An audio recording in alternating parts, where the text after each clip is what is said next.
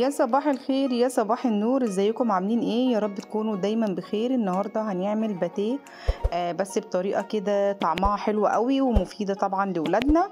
بس لو اول مره تشوفوا قناتي ما تنسوش تعملوا اشتراك ولايك وشير لو عجبك الفيديو. حطينا كوبايه لبن فطره يعني زي دمعه العين كده، ما تكونش ولا سخنه ولا ساقعه، وحطينا بياض بيضه، وبعد كده حطيت معلقه خل، وبعد كده هنزل بكيس الخميرة وبمعلقتين سكر وهقلبهم كويس جدا.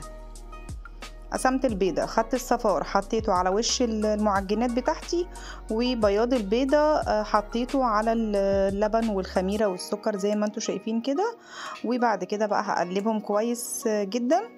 وبعد كده بقى هنزل بنص كيلو دي عادي من عند العطار كده جايباه، مش يعني مش حاجة فخمة ولا حاجة. زي ما انتوا شايفين كده بنزل بالكيس ده كده 500 جرام دقيق، بس انا منزلتش بيه كله، سيبت شويه كده على جنب عشان لو احتجت تاني احط، ولو ما احتجتش تاني خلاص كده.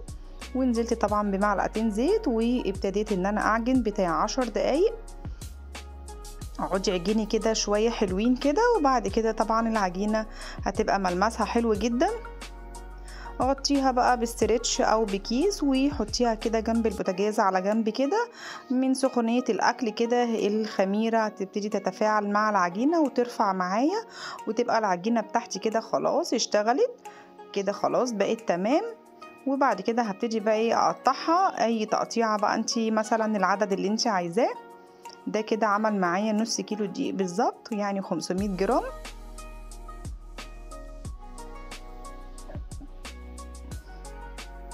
احط رشه دقيق كده واعمل كده بالنشابه. لو انت حابه الشكل ده كده يبقى لسه صغير كده، تحطي معلقه جبنه وتبرمي تمام. حابه مثلا نفردها بقى اكتر زي ما انا عايزاها، بس انا حبيت ان انا اقول لك لو انت حابه تعمليها كده بايدك من غير نشابه، تحطي الجبنه وتبرمي وتحطي في الصاج بتاعك او في الصينيه وتدهني كده على الوش بيض سمن. وبعد كده لو انت حابه تحطي سمنه على الوش بالفرشه، حابه تعملي لبن، ليكي الاختيار. بصوا انا هنا كده خلاص فردتها بالنشابه. خليت بقى الولاد بصراحه يعني عملوا معايا، كانوا واقفين بيتفرجوا عليا، يا ماما عايزين نعمل، قلت لهم مش هتعرفوا، قالوا لي لا هنعمل زيك بالظبط. فسبتهم بصراحه عملوا شويه كده، يعني غسلت لهم ايديهم وعملوا بقى معايا وساعدوني، وطبعا اتبسطوا عشان الحاجه دي انا عاملاها لهم من المدرسه تاني يوم وكده. لازم طبعا نشجع ولادنا طبعا وقت ما يكونوا بيعملوا واجب في وقت الدراسة يساعدوكي في البيت.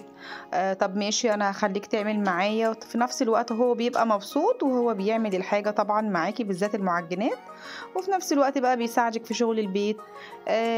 طب ماشي يلا نعمل الواجب بتاعنا الاول وبعد كده نخش نعمل الحاجة في المطبخ. يعني الطريقة ديت بصراحة بتيجي مع الولاد بالذات السن اللي هو الصغير دوت، يعني بتضحكي عليهم من الاخر، وفي نفس الوقت هما بيبقوا مبسوطين. بس كده انا طبعا لفيتها زي ما انت شايفه، وهبتدي بقى احطها في الصاج بتاعي واكون مشغله الفرن قبليها ب5 دقايق او 10 دقايق. بس كده. دي طبعا التانية، بوريكي واحده تانية اهو، عايزه تبططيها بايدك كده.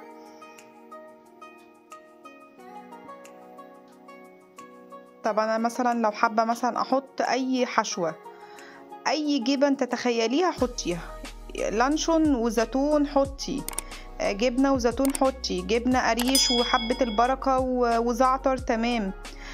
طب لو انا مثلا حابه مثلا اعملها كحشوه، حط مثلا فيها يعني حاجه تنفعني كغدا للشغل وكده.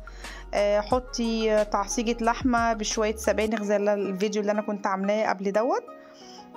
حابه مثلا تعملي شويه شاورما فراخ تشوحيهم كده، وبعد كده تحشيها اي حشوه انت حابه تعمليها كغدا. سجق مثلا تمام، ينفع معانا طبعا كغدا للشغل او للولاد. وبعد كده خدت بقى صفار البيضه، حطيت كيس فانيليا علشان طبعا الزفاره وكده، وطبعا الفانيليا بتعمل ريحه كويسه طبعا للمعجنات. طب لو انا مش عايزه احط صفار بيضه خالص، ندهن بقى كده بزبده كده بالفرشه او ندهن بلبن، وبعد كده بقى نحط سمسم او حبه البركه اللي موجود عندي. هسيبها بقى بتاع 10 دقايق. بصوا الطوال دول كلهم اللي الولاد عاملينهم، يعني ما فيش مشكله، احنا اللي هناكل الحاجه وهم اللي هياكلوها. يعني بتبقى روح حلوة كده بجد لما الولاد بتبتدي تقعد تعمل معاكي الخبيز وكده. بصراحة بتبقى حاجة حلوة، يعني هما بيتبسطوا وانا في نفس الوقت ايه، بنتهز الفرصة وبخليهم بقى يقعدوا بقى يساعدوني بقى في الترويق. طب يلا اعمل وجبك، طب يلا مش عارفة اعمل ايه. يعني كده كده خلاص. انا سبتها طبعا رفعت معايا بتاع 10 دقايق قبل ما ادخلها الفرن، وشغلت الفرن قبليها ب10 دقايق وكده خلاص. بقت جاهزه معايا. بس في غلطه حصلت معايا لازم اقولها لكم. الفرن وانا بقفل البوتاجاز العين من تحت اتطفت، فانا ما خدتش بالي غير بعد 10 دقايق. فالحمد لله ان ربنا سترها وان ما حصلش حاجه. ابتديت طبعا ان انا اخرج الصاج وادخله طبعا تاني في الفرن. فالحركه دي يعني خلت الباتيه معايا هابط، مش عالي قوي زي ما انت شايفه كده. هو المفروض طبعا يعلى اكتر من كده. فطبعا لازم اقولك السبب اللي حصل معايا في نفس الوقت، عشان احنا برضو نخلي بالنا من موضوع قفلة البوتاجاز ديت، عشان ربنا يحفظنا يعني وما يحصلش اي حاجة. هو المفروض كان يرفع معايا اكتر من كده، بس انا قلت اقولك العيب اللي حصل معايا، لان انا طبعا لازم اديكم المعلومة صح. بس لو اول مرة تشوفوا قناتي ما تنسوش تعملوا اشتراك ولايك وشير علشان قناتي تكبر بيكم، وتفعلوا زر الجرس. وبحبكم في الله، والسلام عليكم ورحمة الله وبركاته.